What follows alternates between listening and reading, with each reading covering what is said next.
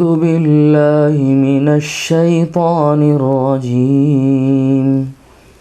بسم الله الرحمن الرحيم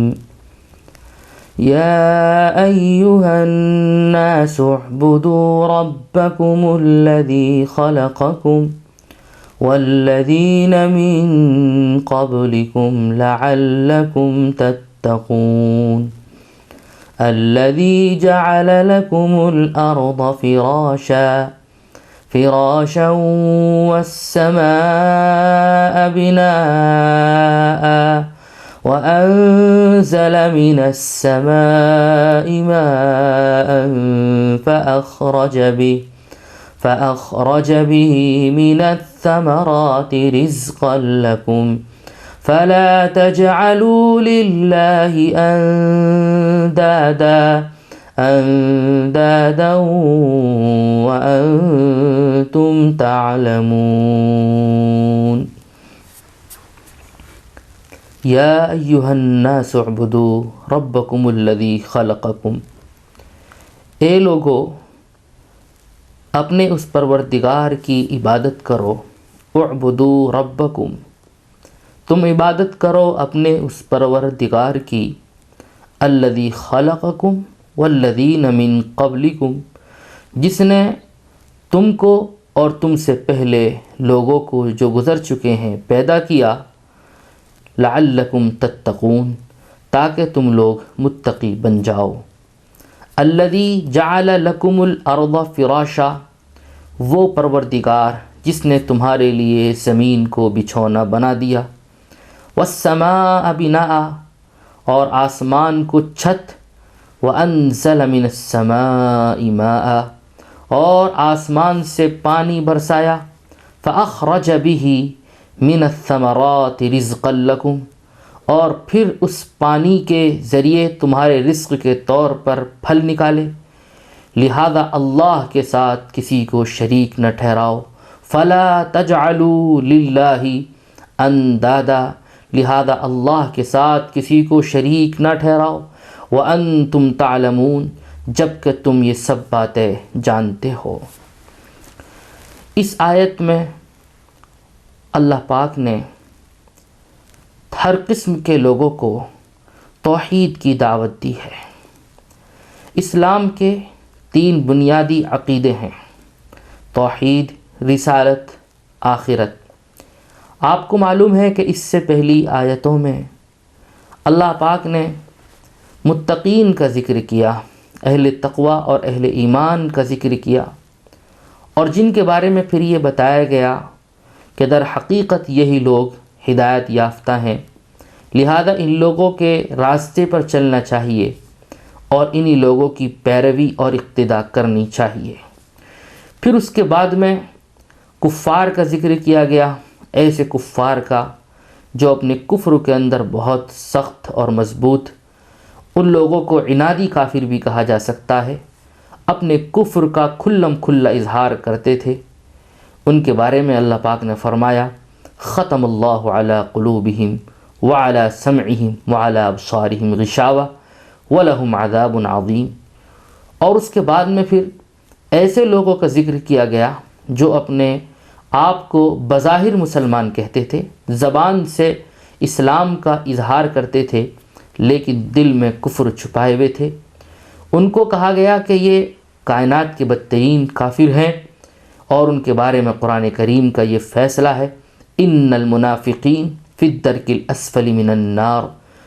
کہ منافقین جہنم کے سب سے نیچے حصے میں ہوں گے. پھر ان تمام گروہوں کو اور تمام جماعتوں کو اللہ پاک نے مخاطب کیا یا ایھا الناس سے. الناس میں سب طرح کے لوگ آ گئے. الناس میں اہل ایمان بھی آ گئے، اہل تقوی بھی آ گئے. الناس میں وہ کافر جو اپنے کفر کے اندر بہت تعصب کا شکار ہیں، متشدد ہیں، وہ بھی آ گئے. اور الناس کے اندر منافقین بھی آ گئے.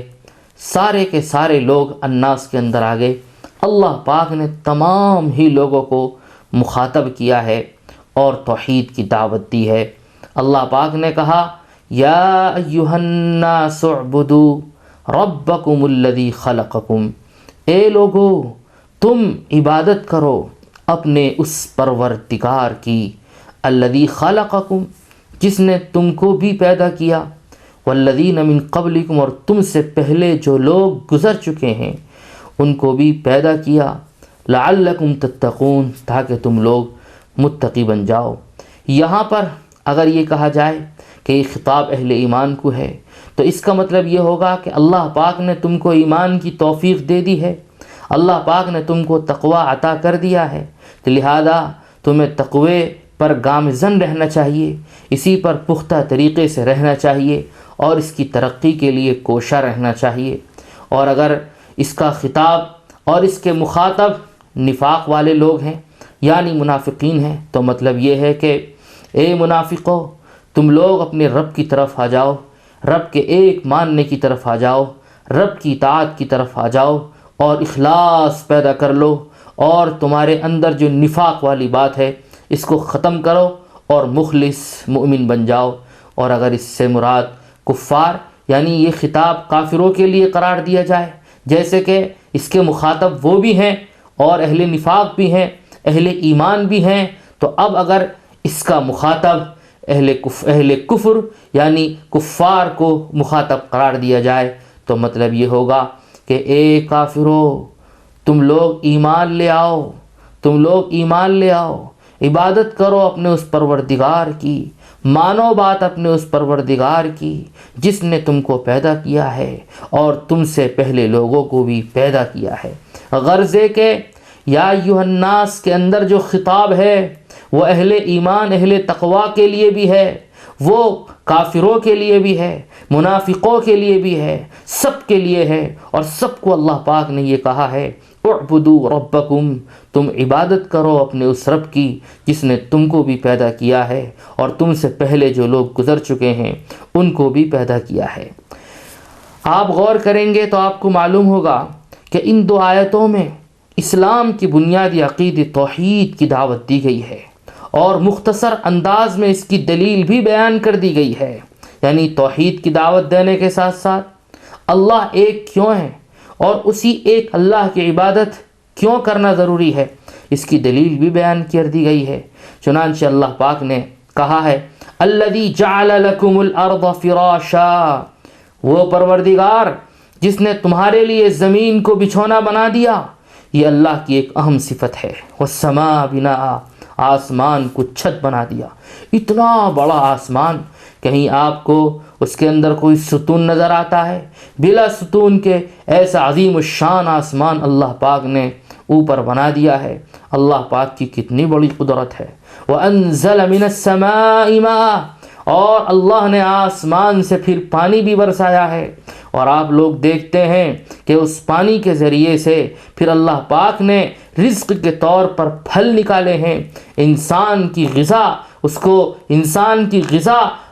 حاصل ہوتی ہے اس پانی کے ذریعے سے، اور زمین کے اندر جو پیداوار ہوتی ہے جو اللہ پاک کی قدرت کا بہت ہی عجیب و غریب کرشمہ ہے۔ تو اللہ پاک نے کہا ہے فَأَخْرَجَ بِهِ مِنَ الثَّمَرَاتِ رِزْقًا لَكُمْ، آسمان سے جو پانی برسایا جاتا ہے اور پھر اسی پانی کے ذریعے سے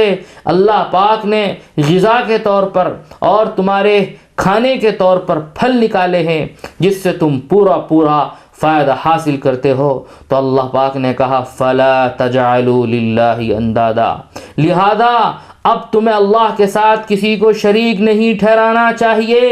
حالانکہ تم یہ ساری بات جانتے بوجھتے ہو کہ زمین کا خالق اور مالک تنے تنہا صرف اللہ ہے، اور یہ تمام نعمتوں کو دینے والا صرف اور صرف اللہ ہی ہے، اللہ کے علاوہ اور کوئی نہیں ہے۔ اہل عرب یہ مانتے تھے کہ ساری کائنات کو پیدا کرنا، زمین و آسمان کی تخلیق اور آسمان سے بارش برسانا اور اس سے پیداوار اگانا، یہ سب اللہ کے ہی کام ہے، لیکن اس سب کے باوجود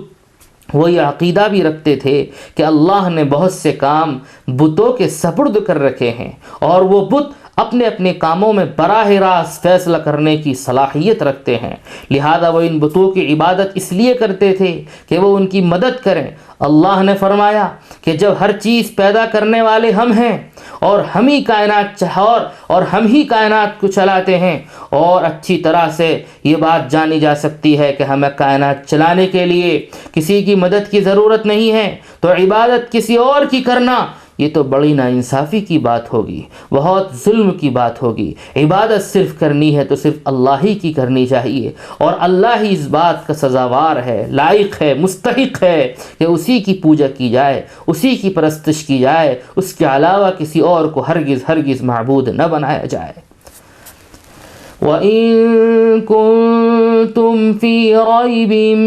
مِّمَّا نَزَّلْنَا عَلَىٰ عَبْدِنَا فَأْتُوا بِسُورَةٍ مِّن مِّثْلِهِ وَادْعُوا شُهَدَاءَكُم مِّن دُونِ اللَّهِ إِن كُنتُمْ صَادِقِينَ فَإِن لَّمْ تَفْعَلُوا وَلَن تَفْعَلُوا فَاتَّقُوا النَّارَ الَّتِي وَقُودُهَا النَّاسُ وَالْحِجَارَةُ أُعِدَّتْ لِلْكَافِرِينَ وَإِن كُنتُمْ فِي رَيْبٍ مِّمَّا نَزَّلْنَا عَلَىٰ عَبْدِنَا، اور اگر تم اس قرآن کے بارے میں شک میں ہو جو ہم نے اپنے بندے محمد صلی اللہ علیہ وسلم پر اتارا ہے، فَأْتُوا بِسُورَةٍ مِّن مِّثْلِهِ، تو تم اس جیسی ایک صورت ہی لے کر آ جاؤ، وَادْعُوا شُهَدَاءَكُم مِّن دُونِ اللَّهِ إِن كُنتُمْ صَادِقِينَ، اور اگر سچے ہو تو اللہ کے سوا اپنے تمام مددگاروں کو بلا لو، وَادْعُوا شُهَدَاءَكُم، اور بلا لو تم اپنے مددگاروں کو، من دون اللہ، اللہ کے علاوہ جتنے بھی، ان کنتم صادقین، اگر تم سچے ہو، فإن لم تفعلوا ولن تفعلوا فاتقوا النار التي وقودها الناس والحجارہ، پھر بھی اگر تم یہ کام نہ کر سکو، اور یقیناً کبھی نہ کر سکو گے، فإن لم تفعلوا، پھر بھی اگر تم یہ کام نہ کر سکو، ولن تفعلوا، اور یقیناً ہرگز نہ کر سکو گے، فاتقوا النار التي وقودها الناس والحجارہ، تو ڈرو اس آگ سے جس کا ایندھن انسان اور پتھر ہوں گے، اعدت للکافرین، وہ کافروں کے لیے تیار کی گئی ہے۔ اس آیت کے اندر رسالت کا بیان ہے، جیسے کہ پچھلی آیات میں توحید کا بیان تھا، اور آپ حضرات کو یہ بات بتا دی گئی ہے کہ اسلام کا دوسرا اہم عقیدہ رسالت، یعنی حضرت صلی اللہ علیہ وسلم اللہ کے آخری رسول ہیں، آپ صلی اللہ علیہ وسلم اللہ کے سچے پیغامبر ہیں، آپ صلی اللہ علیہ وسلم اللہ کا پیغام لے کر ہماری طرف آخری نبی بنا کر بھیجے گئے ہیں، آپ خاتم النبیین ہیں، آپ کے بعد کوئی دوسرا نبی نہیں آئے گا۔ آپ صلی اللہ علیہ وسلم کے لیے اس آیت کے اندر بطور معجزہ یہ بات بتائی گئی ہے کہ دیکھو قرآن جو آپ صلی اللہ علیہ وسلم پر نازل کیا گیا ہے، یہ حقیقت میں اللہ ہی کا کلام ہے، جو اس بات کی بہت بڑی دلیل ہے کہ محمد صلی اللہ علیہ وسلم جو اس کلام کو پیش کر رہے ہیں، قرآن کریم جو تم کو سنا رہے ہیں، تم کو بتا رہے ہیں، اس کے احکام تمہارے سامنے پیش کر رہے ہیں، حقیقت یہ ہے کہ وہ اللہ کا کلام ہے، اور یہ ان کے رسول ہونے کی بہت بڑی دلیل ہے۔ اور پھر کہا گیا کہ دیکھو ہرگز شک نہیں ہونا چاہیے کہ یہ اللہ کا کلام نہیں ہے، اس لیے کہ یہ کلام تم کو چیلنج دے رہا ہے، یہ کلام تمہارے سامنے تحدی پیش کر رہا ہے کہ اگر تمہیں شک ہے اس کلام کے بارے میں کہ یہ اللہ کا کلام نہیں ہے، یہ وہ کلام نہیں ہے جو اللہ نے محمد الرسول اللہ صلی اللہ علیہ وسلم پر نازل کیا ہے جبرائیل علیہ السلام کے واسطے سے، تو بتاؤ تم لوگ تو خود عربی داں ہو، عربی زبان کے ماہر ہو، عربی زبان کو اچھی طرح سے جانتے ہو اور اس کو پرکھنا بھی پہچانتے ہو، تمہارے پاس میں عربی زبان کا پورا علم موجود ہے، عربی زبان کی معرفت تم کو حاصل ہے، تم اس کے نشیب و فراز سے اچھی طرح سے واقف ہو، اہل زبان ہو، لہذا تم اس جیسی ایک صورت لا کر دکھا دو۔ یہ قرآن عربی زبان میں نازل کیا گیا ہے محمد الرسول اللہ صلی اللہ علیہ وسلم پر۔ اگر تمہیں شک ہے تو تمہیں یہ بات کہی جا رہی ہے، تمہیں چیلنج دیا جا رہا ہے کہ تم لوگ قرآن کی ایک صورت کے مثل ہی پیش کر دو۔ قرآن نے پھر خود ہی کہہ دیا فَإِن لَمْ تَفْعَلُوا وَلَن تَفْعَلُوا، تم اگر ایسا نہ کر سکو، اور ساتھ میں ان کو بتا دیا کہ ہرگز نہیں کر سکتے ہو، فَاتَّقُوا النَّارَ الَّتِي وَقُودُهَا النَّاسُ وَالْحِجَارَةُ، تو پھر اچھی طرح سمجھ لو اس آگ سے بچو جس کا ایندھن انسان ہیں اور پتھر ہیں۔ یعنی مطلب اس کا یہ ہے کہ قرآن کریم کا اگر انکار کرو گے تو قرآن کریم کا انکار کرنا کفر ہے، اور کفر کی سزا خدا کے یہاں جہنم ہے،